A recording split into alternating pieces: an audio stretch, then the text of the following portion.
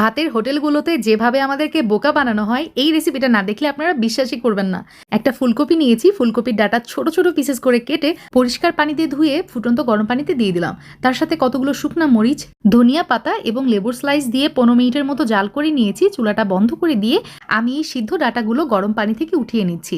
এখন এগুলো ঠান্ডা হয়ে গেলে একটা ব্লেন্ডার জারে নিয়ে নিব। তার সাথে দিয়ে দিচ্ছি কতগুলো চিংড়ি মাছ। অল্প একটু চিংড়ি মাছ নিয়েছি। এই চিংড়ি মাছ এই ডাটার সাথে খুব ভালো মতো ব্লেন্ড করে নিব। প্যানের মধ্যে দিয়ে দিলাম সরিষার তেল, কালো জিরা, শুকনা মরিচ, আস্ত জিরা। কিছু সময় ভেজে পেঁয়াজ কুচি, আদা কুচি এবং রসুন কুচি দিয়ে দিলাম। এখন এটা ব্রাউন কালার হওয়া পর্যন্ত ভেজে নিয়েছি। এখন মিক্স করে দিচ্ছি ওই মিশ্রণটা, যেটা একটু আগে আমি পেস্ট করে রেখেছিলাম। এখন হলুদের গুঁড়া, লবণ দিয়ে চুলার মিডিয়াম আঁচে পানিটা শুকিয়ে নিয়েছি। নামানোর আগে ধনিয়া পাতা, তার সাথে এই যে সরিষার তেল এবং লেবু চিপে দিলাম।